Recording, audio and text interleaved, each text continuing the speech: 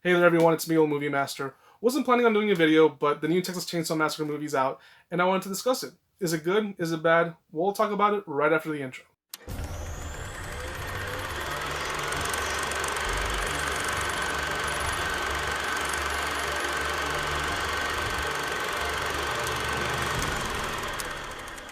Here's the thing, I had forgotten this movie was coming out. I saw the trailer, and then I completely forgot about the movie. And now that it's released, I watched it, and is it good? Well, to put it into context, before I tell you if it's good or not, there's too many movies in the franchise. Way too many of them. And I enjoy them in varying degrees, but it reminds me a lot of Halloween, how the franchise is all over the place. This movie reminds me a lot of Texas Chainsaw Massacre 3D, because this movie was a direct sequel to the first movie, ignoring the events of all the previous movies. And the 2022 movie is a direct follow-up to this movie, ignoring this movie. So it's a redo of this movie. It took the elements that sort of worked and eliminated everything that didn't work, like this scene. Do your thing, cuz. Ew. That scene makes me cringe. You don't know if this movie's in the 80s, the 90s, or 2000s, because there's people dressed like the 80s, but they're also using smartphones. It was really weird. Even though this movie does some of that, and I'll explain later. So it's a redo of this movie. And with that said, this movie is better than the 2013 movie, but the champion is still the original.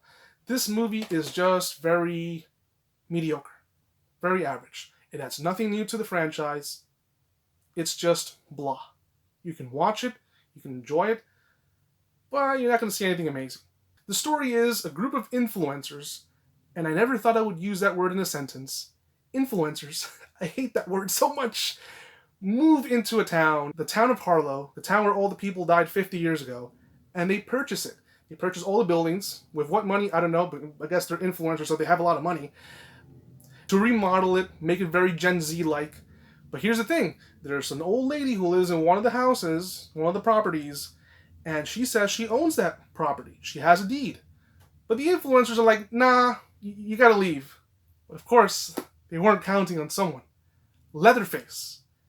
You know, this lady, she took care of Leatherface. So he's gonna take care of the influencers. And boy, was I applauding, because I hated them. They were the most annoying characters I've ever seen in the franchise. They're annoying, self-entitled. It reminded me of this particular scene in Always Sunny. See, this generation doesn't even understand half the shit that they're saying. They aren't more ethical than us. They just want to be perceived as such. They're trying so hard to appear self-righteous, but they come off as annoying little brats. Try anything and you're canceled, bro. Oh, fuck. So you can't help but cheer once they get killed off. And trust me, if you are a gore hound, you're going to enjoy the heck out of this movie. I love gore in movies, you know, and this movie does it to the extreme. It's probably the goriest one in the entire franchise. So I can applaud that. And a lot of it is practical. There are some scenes that are CG, very few, but I would say 89% of the movie is, in fact, practical effects. Also, we have the return of one of the characters from the first movie, the main girl, the girl who survived in the first movie. And she's back for revenge. If you watch the trailer and you look at her, the way she's dressed, it kind of reminds you of the 2018 movie, Halloween, where she's, you know, going on a revenge spree to kill Michael Myers. Only that it was done much better in the 2018 movie.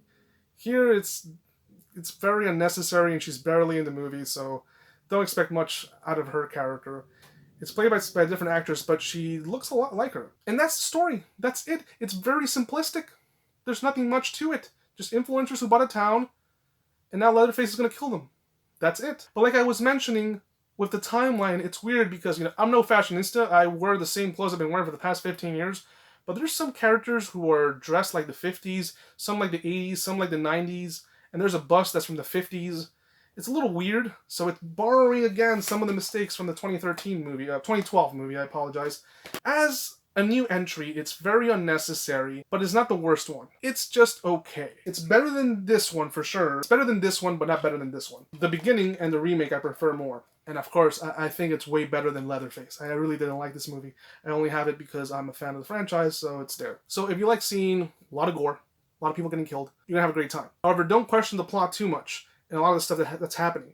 Because when you're watching the movie, you start realizing a lot of things. Like, Did Leatherface all of a sudden get superpowers because he can teleport from one place to another?